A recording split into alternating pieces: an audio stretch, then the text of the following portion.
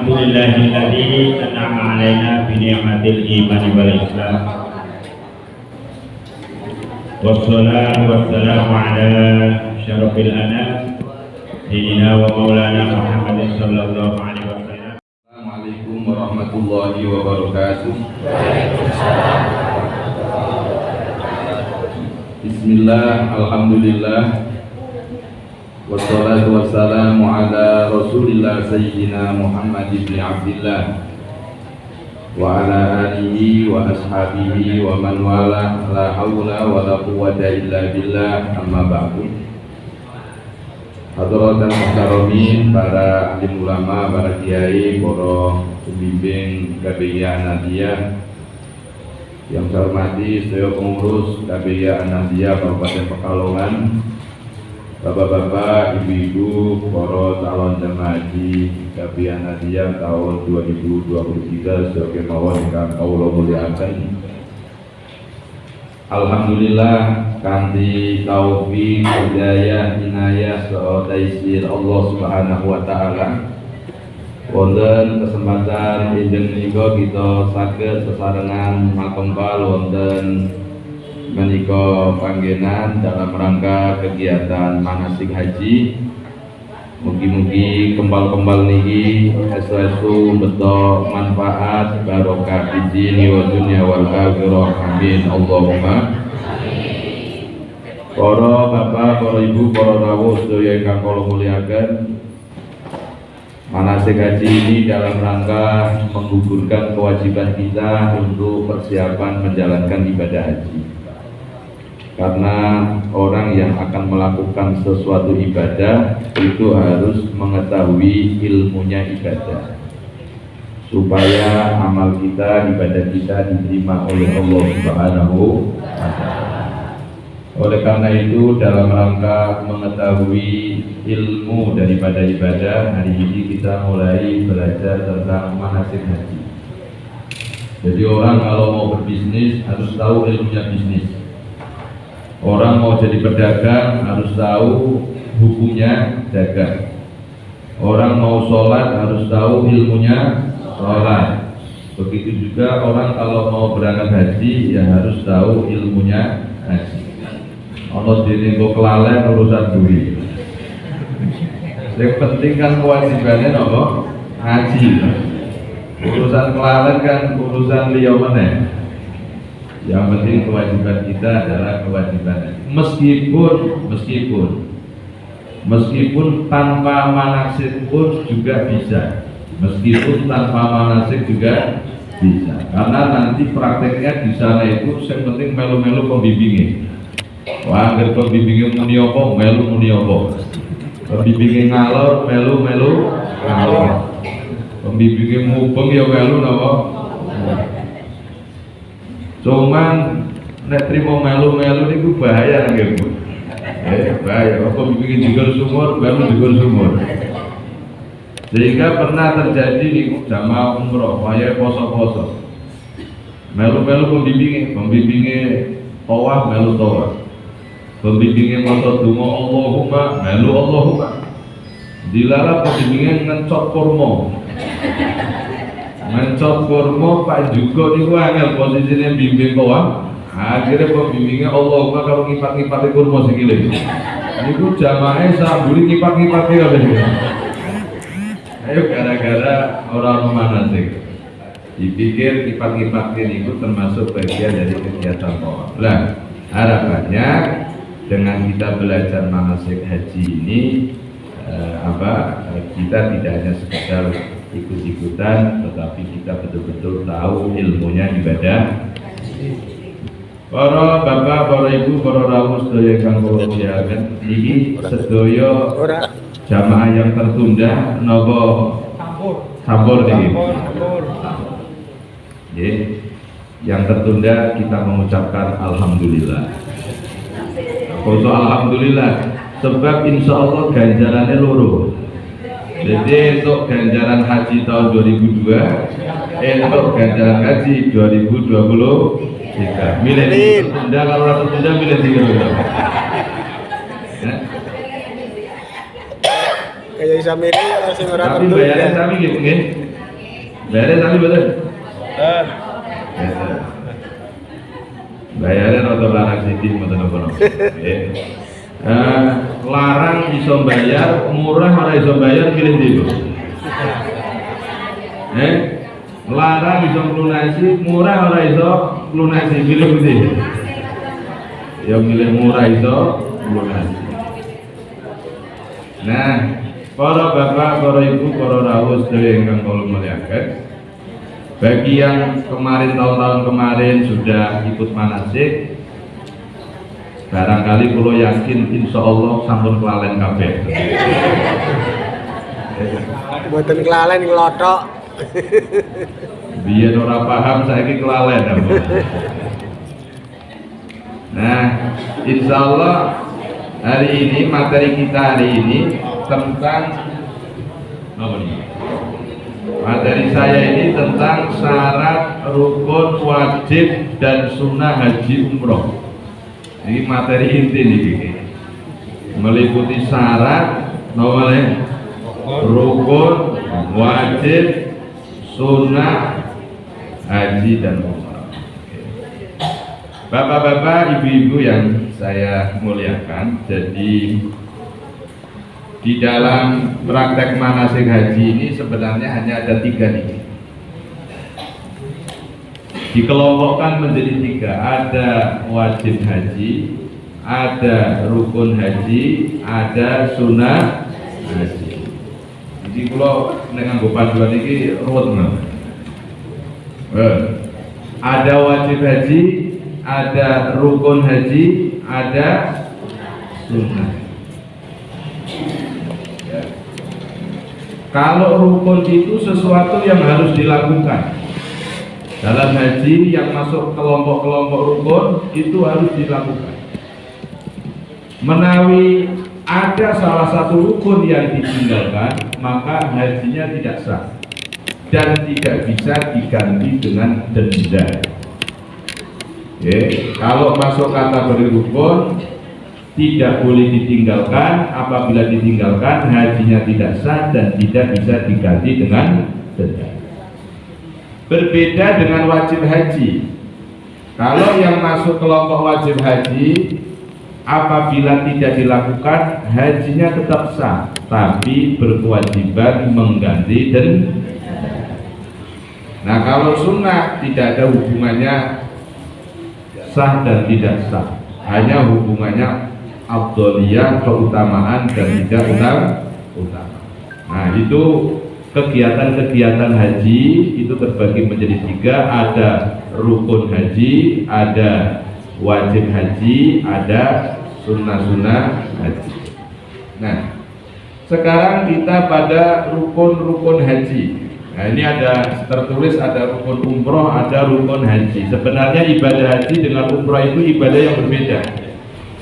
Umroh sendiri, haji sendiri.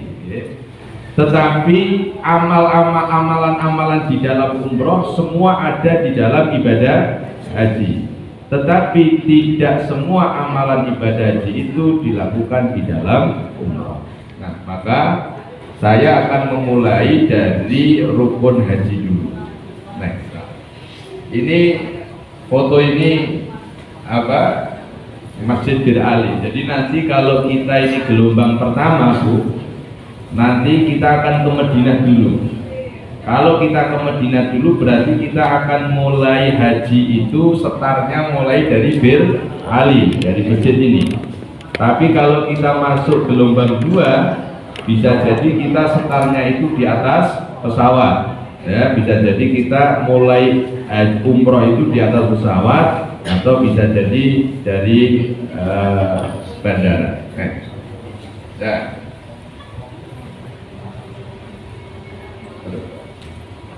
Nah, pertama di antara rukun haji itu adalah ihram. Rukun haji yang pertama adalah apa? Ihram. Ihram itu istilahnya niat haji atau niat umroh. Kalau dalam umroh ya niat umroh, kalau dalam haji ya niat haji. Itu dalam bahasa fikihnya namanya ihram. Maka nanti bapak-bapak, ibu-ibu, nanti setelah berpakaian ihram sesuai apa lengkap, kita sudah ada di tempat setar di mikotnya, baru nanti kita akan bersama-sama mengucapkan niat haji atau niat umroh. Kalau waktunya umroh ya berarti kita niat umroh, kalau waktunya pas haji berarti kita niat haji. Itu nanti niatnya bersama-sama Pak. Jadi jangan khawatir ibu-ibu, bapak-bapak tertinggal niat, jangan khawatir. Jadi biasanya kalau kita mau umroh ya kita dikumpulkan dulu satu kelompok oleh pembimbing. Niatnya juga dibimbing oleh pembimbing. Ibu-ibu, bapak-bapak tinggal menirukan saja. Ya, jadi sudah kepenak sudah. Jadi jangan khawatir ibu bapak sampai kelewatan tidak niat ihram. Pasti insya Allah semuanya akan niat ihram. Nah, ini niat ihram. Kalau niat haji ya berarti nawaitul hajja wa ahramtu bihi labbaik Allahumma bihajjatin. Kalau niat umroh berarti niatnya apa? Nawaitul umrata wa ahramtu biha lillahi ta'ala labbaik Allahumma bi umrati. Kalau dalam sholat ya usolli fardhu dhuhri. Niat itu tempatnya di mana? Niat itu adalah tempatnya di hati. Jadi ingat-ingat ibu-ibu, bapak-bapak, niat itu yang penting kita di hati. Saya niat umroh, saya niat haji. Kalau hanya sekedar lesan saja belum dikatakan niat. Ingat, kalau hanya sekedar diucapkan saja itu belum kategori niat. Seperti wudu itu begitu membasuh wajah dalam hati kerentek niat ingsun wudu. Ketika ibu bapak sholat begitu takbir Allahu Akbar, dalam hati saya niat sholat duhur, saya niat sholat asar. Itu yang disebut dengan niat. Kalau dalam istilah haji namanya apa? Ihram. Jadi ihram itu apa? Ihram itu niat melakukan ibadah haji atau ibadah umrah. Paham ya? Jadi nanti semua kita akan niat semua. Nah, begitu kita sudah niat umroh atau niat haji, berarti kita sudah masuk melakukan ibadah haji atau umroh. Semua larangan-larangan tidak boleh dilakukan setelah memulai nawaitul umrota atau nawaitul haji. Seperti kita sholat, begitu kita takbir Allahu Akbar, yang semula makan boleh, begitu sudah Allahu Akbar sudah gak boleh makan.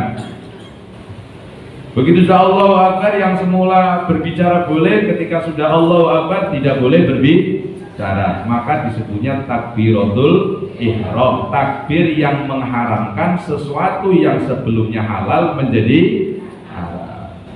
Maka disebut, kalau dalam sholat disebut apa? Takbiratul ihram. Ihram itu artinya apa? Mengharamkan sesuatu yang semula halal. Makan sebelum sholat boleh tidak? Boleh, tapi begitu takbir Allahu Akbar kalau ngemil kenapa orang? Enak-enak. Mula diarani takbiratul ihram. Kalau dalam haji namanya ihram. Jadi ihram itu apa? Niat melaksanakan haji atau umroh. Jadi itu harus dilakukan. Seandainya ada orang haji atau umroh kok tidak niat nawaitul umroh, nawaitul hajjah, umrohnya tidak sah. Umrohnya tidak sah. Baik. Nah, kemudian di dalam kita berihram, nah ini ada sunnah-sunnahnya. Sebelum kita mengucapkan nawaitul umrota atau sebelum kita nawaitul hajjah, disunahkan apa saja? Satu, memotong kuku. Tapi hanya sunnah itu. Biasanya kalau kita mau berangkat ihram ya sebelum mandi, sebelum apa kita sudah potong dulu. Karena nanti kalau sudah nawaitul umroh tidak boleh potong kuku. Karena itu masuk kategori larang. Dilakukan sebelum kita niat. Atau biasanya kalau umroh apa-apa ya dari hotel kita sudah potong-potong kuku.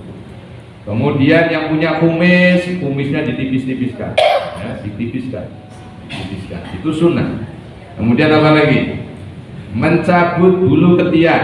Nah, itu juga sunnah. Kalau laki-laki dengan cara mencabut, dicabuti. Tapi kalau perempuan dengan cara apa? Dikerok. Nah, ini beda nih. Nek wong lanang sunahe dicabut, nek wong wadon sunahe ya dikerok. Terus mencukur bulu kemaluan itu juga sunah. Untuk laki-laki, kalau laki-laki sunai dikerok, nek wong wadon sunai dibedol, dicabut. Jadi sebaliknya, jadi nek sunai bedol kelek, nek wong wadon sunai di, dikerok, nek wong lanang sunai dicabut. Tapi kalau bulu kemaluan, wong lanang sunai dikerok, wong wadon sunai dicabut. Kira-kira ono 100 rambut. Semengira rampung nih. Semengira rampung ini. Itu sunai. Tujuannya apa? Kalau kata orang ahli fikih, tujuannya untuk menetralisir. Karena perempuan itu syahwatnya tinggi, sehingga kalau tertarik bisa melemahkan, menurunkan apa? Syahwat. Kalau laki-laki sebaliknya, syahwatnya rendah, kalau dicabut bisa meningkatkan. Itu kata ulama fikih. Kemudian sebelum ihram kita juga disunahkan mandi ihram. Sebelum umroh, sebelum haji disunahkan mandi sekujur tubuh, semua dibasahi semua, sebagaimana kita mandi Jumat, sebagaimana kita mandi besar. Nah, biasanya kita lakukan ini di hotel, ya, di hotel sebelum berangkat pakai pakaian semua sudah mandi, itu aja sunnah. Ya. Maka seandainya kita nanti gelombang 2, kan kalau gelombang 2 biasanya niat ihram kita di atas pesawat, maka nanti ya mandi kita di mana Dono Udan Solo, di Dono Udan Solo. Jadi potong kumis, potong rambut kemaluan, potong kuku itu dilakukan di Solo kalau kita gelombang. Nah kemudian sunnah lagi memakai 2 helai kain ihram bagi laki-laki. Jadi bagi seorang laki-laki sunnahnya memakai 2 helai kain ihram atas bawah. Kalau dalam istilah fikih, yang bawah namanya izar, yang atas namanya rida. Yang bawah namanya tape, yang atas namanya sorban. Itu bahasa fikihnya begitu. Jadi memakai 2 helai. Seandainya punya 1 helai saja nggak apa-apa. Seandainya cuma 1 helai saja tidak apa-apa. Tapi sunnahnya adalah 2 helai. Biasanya ya semua pakai 2 helai semua. Kemudian sunnah lagi yang baru, tapi insya Allah semua baru semua, semua yang baru jangan lupa dicuci dulu, jangan lupa dicuci dulu biar gak gatal, jangan langsung buka dari plastik nanti dipakai. Nah, sebelum dipakai sebaiknya dicuci dulu. Kemudian sunnahnya lagi berwarna putih, itu hanya sunnah. Seandainya bapak-bapak punya kain ihram batik ya tidak apa-apa. Punya pakaian ihram berwarna biru ya nggak apa-apa, berwarna hijau nggak apa-apa, tapi sunnahnya berwarna apa? Putih. Jadi misalkan saya nggak punya kain ihram ini, saya punyanya sarung tak belah jadi 2 tak bikin kain ihram, ya boleh saja, ya boleh itu. Nah, jadi misalkan kepepet orang mau kain ihram nang Mekah, tuku kain ihram angel, ya sudah sarung disuwek, gawe kemulan, nggak apa-apa. Yang penting atas, sunnahnya atas dan bawah. Yang penting menutup aurat dan tidak terjadi. Kemudian sunnah lagi memakai minyak wangi sebelum ihram. Sebelum apa? Ihram. Jadi sebelum ihram kita disunahkan memakai minyak wangi, tapi bukan di pakaian ihram. Ingat, sunnahnya memakai pakaian wangi, tapi bukan di pakaian ihram, tapi di anggota tubuh, di minyaki. Meskipun nanti ketika kita pakai ihram, wangi itu nempel di kain ihram nggak apa-apa. Ya. Tapi kalau kita pakai wanginya di kain ihram, begitu kita pakai, kita sudah niat nawaitul hajjah atau nawaitul umrota, berjalan kemudian kain ihram kita lepas, kita pakai lagi, berarti ini melakukan pelanggaran. Sama halnya menggunakan pakai wangi. Tapi kalau kita memakai wangi-wangian itu di anggota tubuh sebelum nawaitul umroh atau nawaitul hajjah, meskipun itu nempel di pakaian ihram kemudian kita lepas, kita pakai lagi, itu tidak apa-apa. Jadi diingat-ingat, tetap sunnah memakai wangi-wangian, yaitu sebelum melakukan ihram. dan sunnahnya di anggota tubuh bukan di pakaian paham ya? Apa nggih?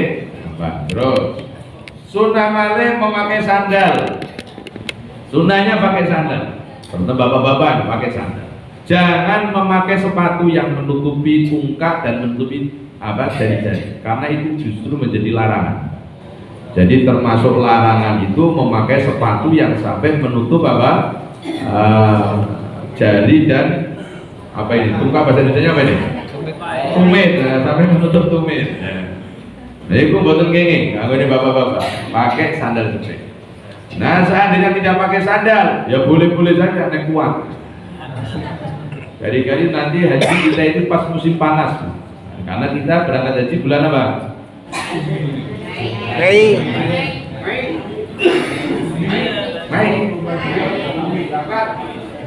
Kalau Mei lumayan, Mei belum terlalu panas. Tapi kalau Juli, Agustus, wah itu puncak-puncaknya panas itu. Juli, Agustus, September 3 bulan ini, walah puncak-puncaknya panas. Kalau Mei kan? Mei ya. Kalau gelombang satu Mei, ya insya Allah sudah mulai agak turun, panasnya agak turun. Jadi Januari, Februari, Maret, April ini musim dingin. April, Mei, Juni mulai peralihan dari dingin ke panas. Itu di sana begitu. Ya.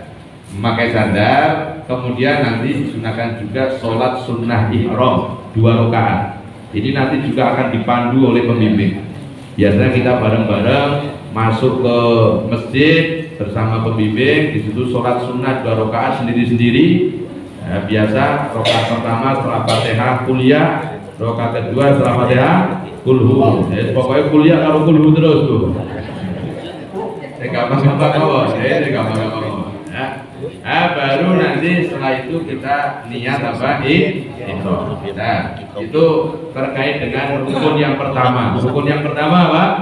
Ihram. Ihram itu adalah niat melakukan haji atau niat melakukan baik. Terus sunnah lagi melafadzkan niat dengan suara lirik. Nah, itu melafadzkan itu cuma hukumnya sunnah. Yang wajib di mana? Wajibnya adalah di hati. Adapun jenengan mengucapkan nawaitul umrata wa ahramtu biha, itu sunnah. Jangan sampai mulut kita mengucapkan tapi hati kita kosong. Jangan sampai ya. Harusnya hati kita yang terpenting ya. Jadi sunnah mengucapkan niat, tapi rasa seru-seru. Apa mana sing ibu-ibu? Sing ibu-ibu ya rasa seru-seru. Mengucapkan liri mawon. Nanti itu semua nanti akan dibimbing oleh pembimbingnya masing-masing. Kemudian niat ihram di awal perjalanan dan menghadap kiblat kalau memang memungkinkan. Kalau memang memungkinkan. Nah, itu nanti terserah kebijakan pembimbingnya. Pembimbingnya mau niat ihramnya di atas bis ya silakan. Nah, kalau memang memungkinkan, kalau tidak memungkinkan ya biasanya di dalam masjid kita langsung niat bareng-bareng. Itu ya. Baik, terima kasih. Terus. Nah, kemudian rukun yang kedua adalah tawaf. Rukun yang kedua adalah apa? Tawaf. Tawaf itu apa? Tawaf itu mengelilingi Ka'bah 7 kali. Itu tawaf. Nah, di dalam tawaf kita harus memperhatikan syarat-syarat tawaf. Syarat-syarat tawaf yang pertama adalah satu, menutup aurat. Ingat-ingat ini. Ketika kita tawaf, karena tawaf itu seperti sholat, Pak. Tawaf itu seperti apa? Sholat. Sehingga syarat rukunnya sama seperti sholat. Ketika sholat kita harus menutup aurat, ketika tawaf pun juga harus menutup aurat. Jangan sampai di tengah-tengah tawaf aurat kita terbuka. Kalau begitu aurat terbuka langsung ditutup. Terutama ibu-ibu ini. Auratnya ibu-ibu apa ketika tawaf? Semua anggota tubuh adalah aurat kecuali apa? Wajah dan telapak. Nah, telapak tangan ini kadang-kadang bermasalah. Ibu-ibu banyak yang tidak pakai apa ini? Sambungan neng tangan ibu apa? Nah, sehingga begitu jalan lengannya sampai pelorot ke sini, berarti ini ada satu bagian anggota yang tidak tertutup. Jadi kalau begitu terbuka langsung ditutup. Misalnya begini, saya contohkan, maaf ya. Ini saya anggap Ka'bah, Pak. Ini saya anggap Ka'bah. Begitu kita muter Ka'bah ada sesuatu yang tertutup, kita harus berhenti. Yang terbuka, kita harus berhenti. Kita tutup dulu, baru kita lanjutkan. Tidak boleh sudah terbuka kita jalan terus. Berarti ada beberapa langkah yang tidak memenuhi syarat. Ada beberapa langkah yang tidak memenuhi syarat, yaitu apa?